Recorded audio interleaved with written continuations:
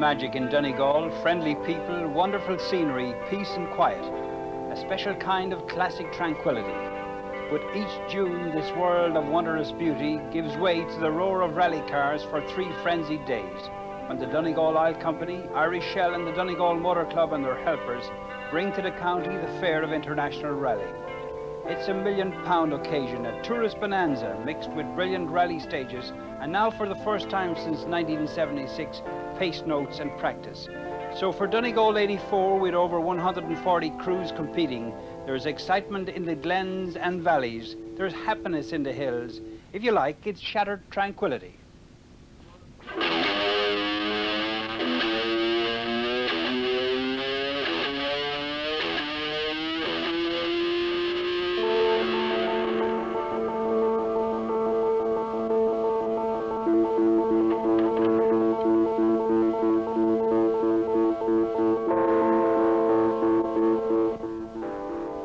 Many hours of hard work have gone into the organisation. Jim Callahan is the clerk of the course, the officer commanding, but he has behind him many, many helpers, as well as Derek McMahon, a giant in Irish motorsport, a motivator, and perhaps the reason why the rally carries such status.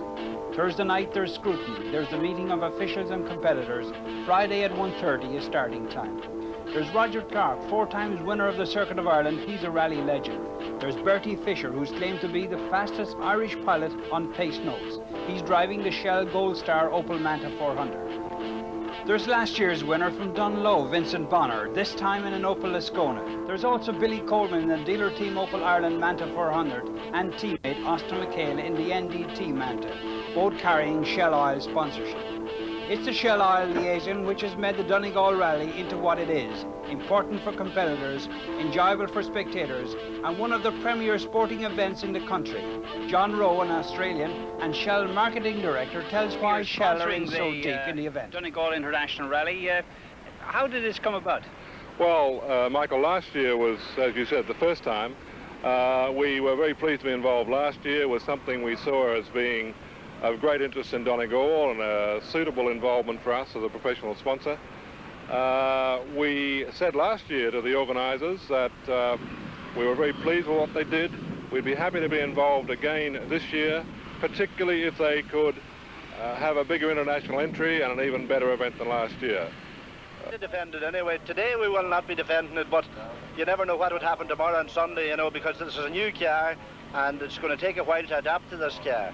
It's an entirely different car altogether than an Escort, you know, so it's going to take a few stages to get used to that. But I'm sure, Vincent, apart from you wanting to win, you want to see this rally successful anyway, don't you? Oh, without a shade of a doubt. I would love to finish it anyway. I definitely would. You know, it's the home event and everybody likes to win their home event again, you know, but we'll never know that till we come back on Sunday evening. Okay? You now got a new sponsor.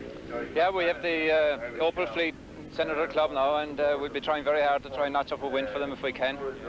So you actually you've seen all the stages here now. You've been wrecking. How many days did you spend wrecking? 4 days. Yeah, and what are they like? They're a good mixture of tight roads and fairly fast roads, and it's not too rough. You know, it's quite a pretty good route overall. And it's very compact for spectators and that, and looking forward. Rallying in Ireland again. Do you like that? Of course, I come here for a good weekend's fun. Yeah. Now you've seen the stages. What do you think of them? They're a little bit narrow, but we should be having good fun on them, I think. How are you going to do you reckon? Tell you on Sunday night. Yeah, okay, enjoy yourself. Thanks a lot. Great to see you back. This evening there are 9 tough stages near Letterkenny and going down towards Ballybuffet, with names such as Four Lanterns, Sean Lafferty's, Christie's Restaurant, Hatters, Orchard Inn and Funland Arcade. Billy Coleman is fastest on the opening stage with Austin McHale, Bertie Fisher, Phil Collins, Malcolm Wilson and Brendan Fagan also showing their paces.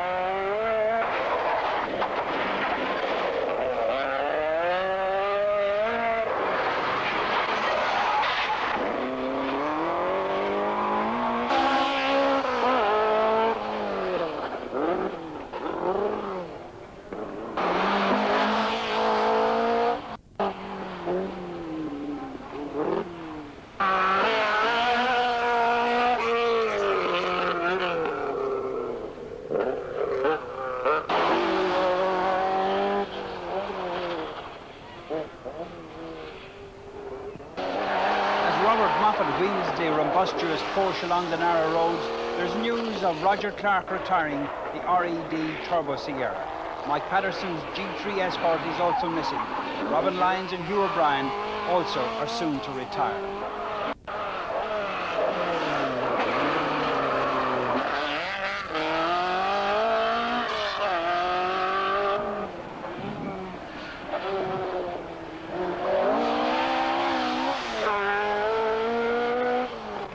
At the Letterkenny service with 6 stages driven is Fisher, Coleman, Collins and McHale in Opel Mantas, with Malcolm Wilson's Audi Quattro and Brendan Fagan's Swede Chevette making up the top 6.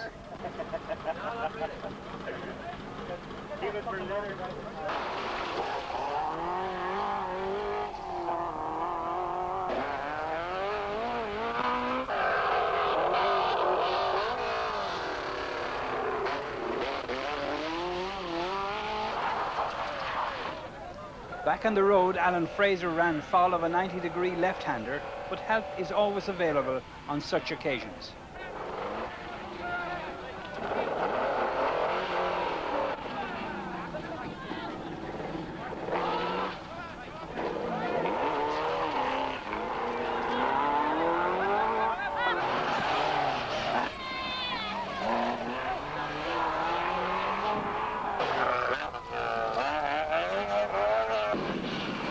Dunyan in the Dublin Crystal Chevette number 30 lies 9th, only 4 seconds behind brother Pat in the Sunbeam. So far, they are the top Donegal drivers.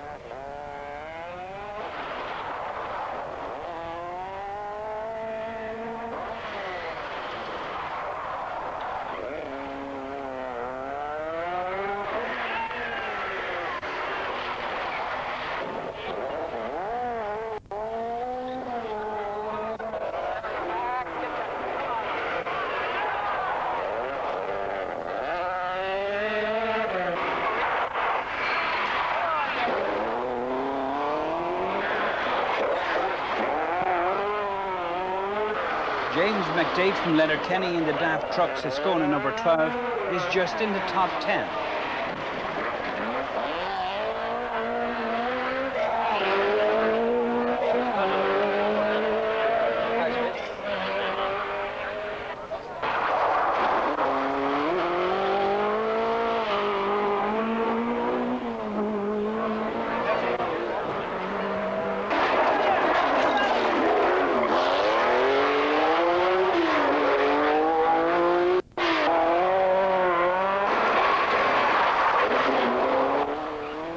Number 21, Pat Dunyan's Sunbeam, is now 8th overall.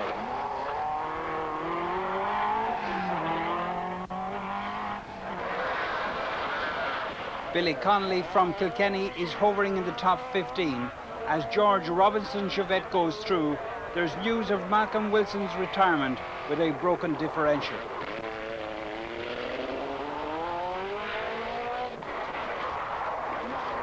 And Donegal's James Cullen in Escort 27, last year's Clerk of the Course, is lying in 11th place without the use of pace notes.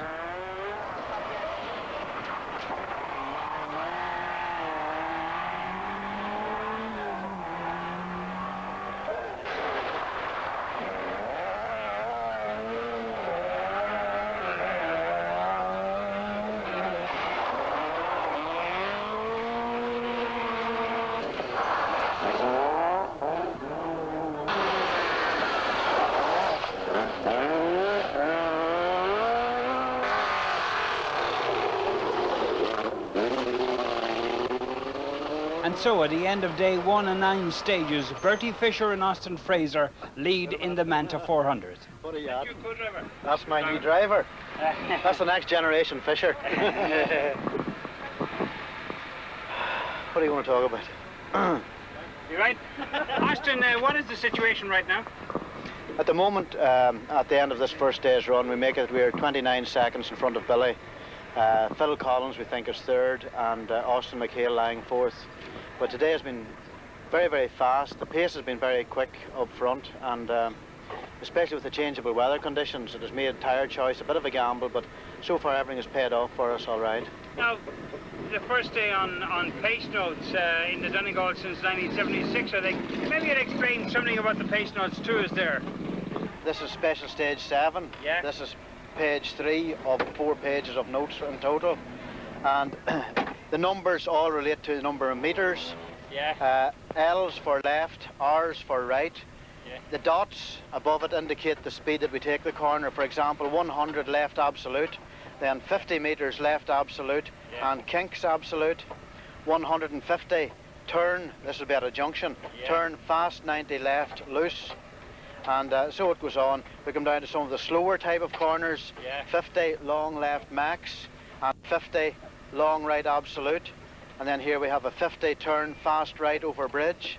So it's a matter of I read these out to the driver as we go along, and I would try to keep one bend ahead of the bend that he's approaching, so that he knows what to expect whenever he comes out of a corner.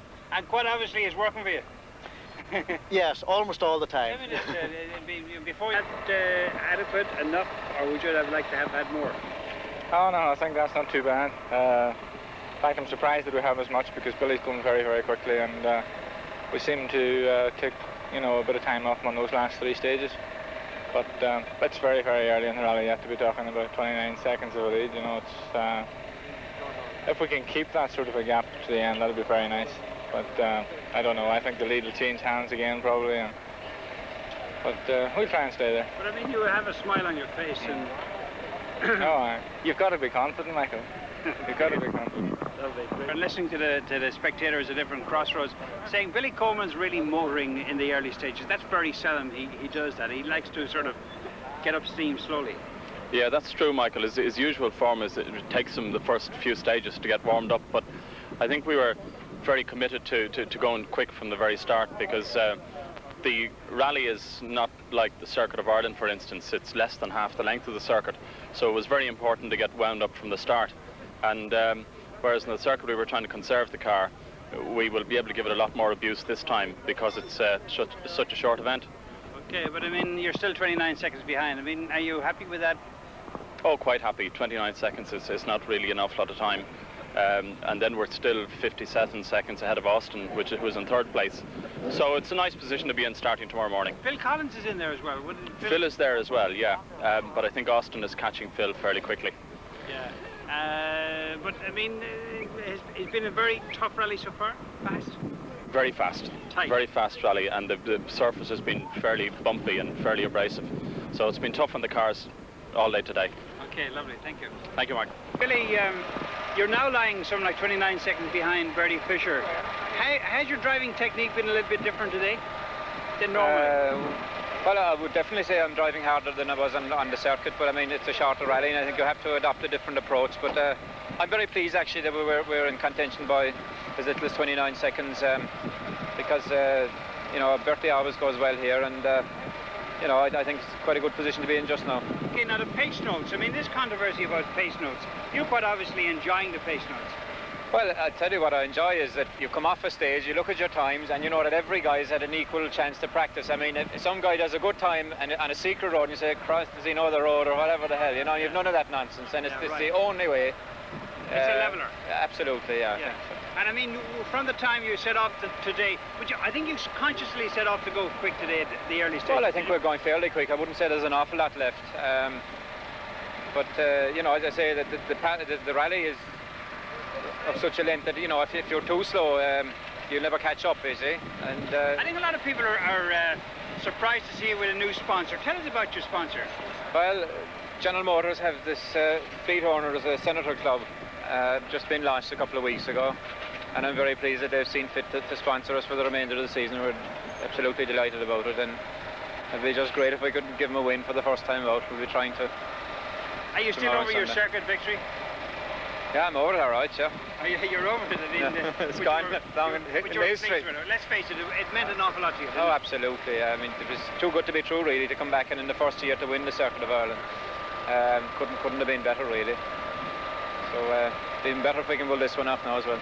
Yes, we're 3rd. That's unofficial, of course, but How many seconds ahead of Austin? just 10. Is that? Just 10. We are at the moment, so very pleased to be where we are, yes. Yeah, great stuff. Thank you very much. Okay, you're welcome. On Saturday, it's back into action early. The weathermen are predicting terrible weather for Donegal, but the rally goes north towards Fannet, and our cameraman almost goes for a Burton.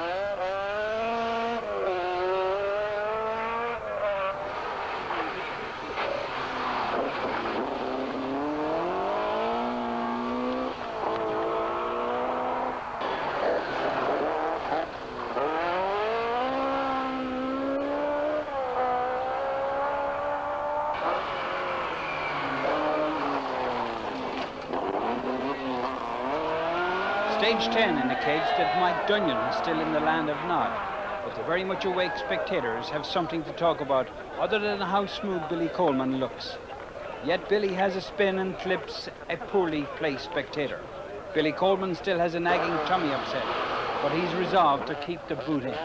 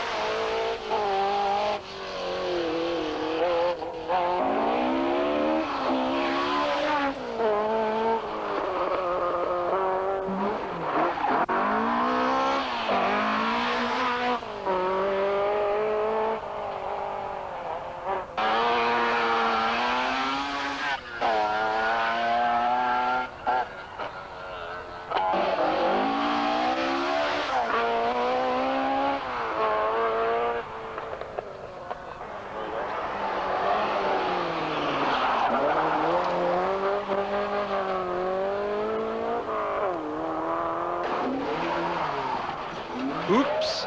Another wayward driver, Brian Blake from Navan in the Sunbeam. Service today is at the Milford Inn. There are 18 stages in all, and it's the toughest day of the entire rally. Survive today and the finish is very much in sight.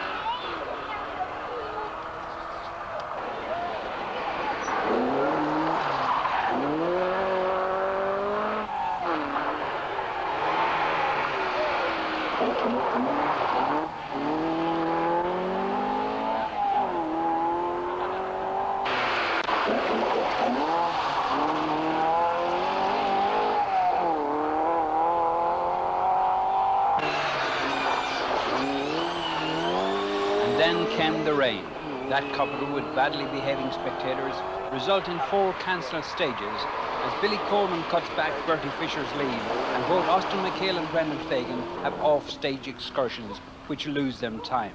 Bill Collins retires with an off-road mistake. Knockalla first time round is cancelled, and by the time they reach it on take 2, Bertie Fisher has been off at Fannet Head, losing the lead to Billy Coleman and 3.5 minutes. Austin McHale is now second and Bertie is third. After that, it's Richie Healy's Escort, Brendan Fagan in the Chevette, and believe it or not, the Letterkenny man James Cullen is sixth in the ex-Bonner Escort.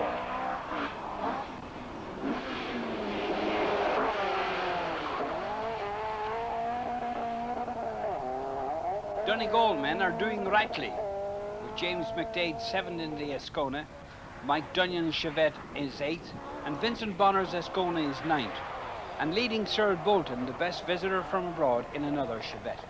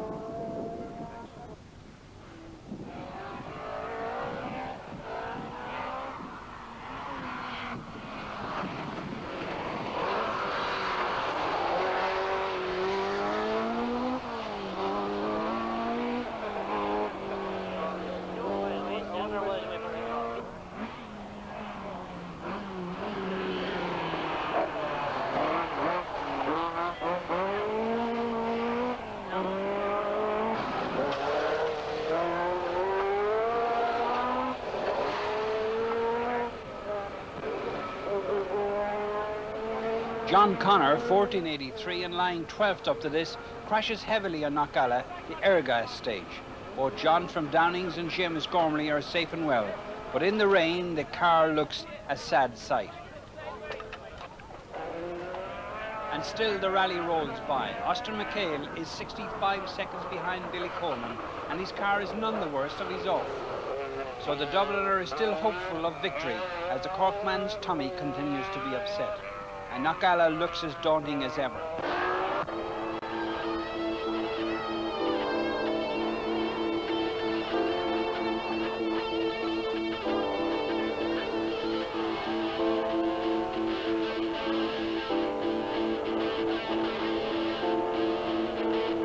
Okay, you know now that Bertie has dropped back a little bit. Do you think he can have a go again as Billy? 3 minutes. Yeah, about That that. would be very doubtful. Yeah, what about Austin? Can he's about a minute and a half behind Billy. Well, Austin's always a hero. Tries hard. I don't know. I think Billy's experienced enough to keep his head, you know.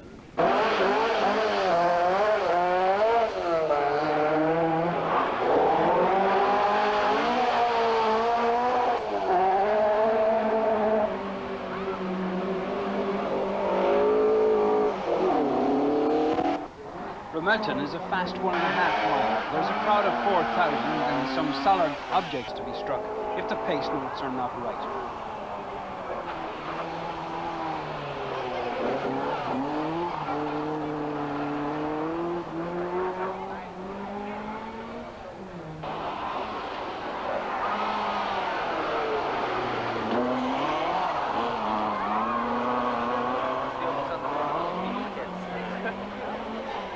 So at the end of day 2, it's helmets off, back to Christie's restaurant for a meal or to the Mount Erigal Hotel for some rest.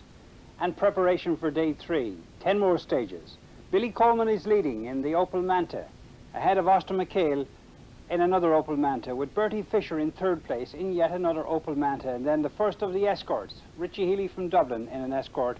In 5th place, Brendan Fagan in the Chevette, driving very well indeed. And then in 6th place, the local man James Cullen, co-driven by Cathal McGettigan, with James McDade and Rory Kennedy, Michael Dunyan, Dave Stone, Vincent Bonner, last year's winner was Seamus McGettigan in 9th place, and then the best of the English visitors, Cyril Bolton in 10th place. So let's go back to the action to Atlantic Drive. Sunday proves to be another wet one. The crowds gather, wet weather or not, they want to watch to the bitter end.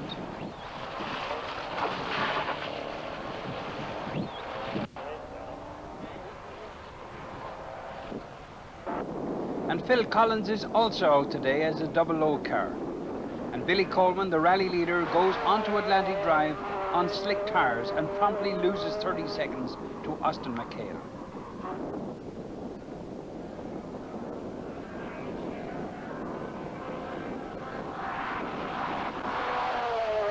Austin spins the Manta at the end of the stage after crossing the finishing line. He luckily loses no time.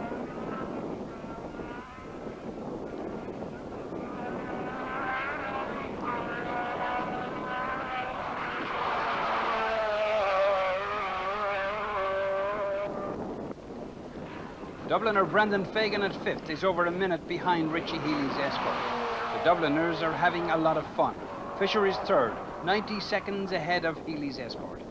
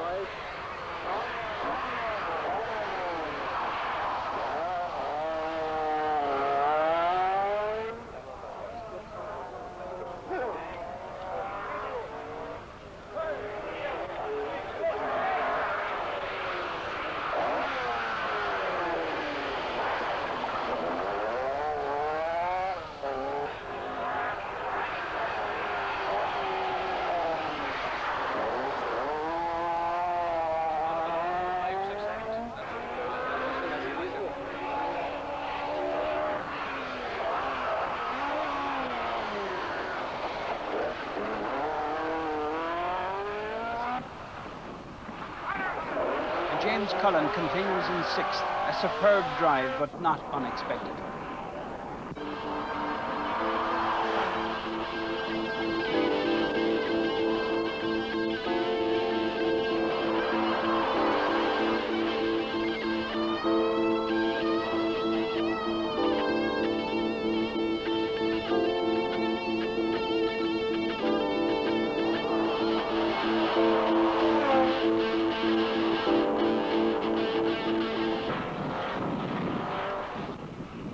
And so from the wind-swept Atlantic Drive to Letterkenny, that magic town with music, festive air, a huge crowd, as many as 10,000, I counted them all myself, and the climax of rally, which was marred by unusual bad weather. Billy Coleman, with the tummy bug subsiding, he took victory for dealer Opel Team Ireland, for his new sponsor, and with Ronan Morgan reading the notes.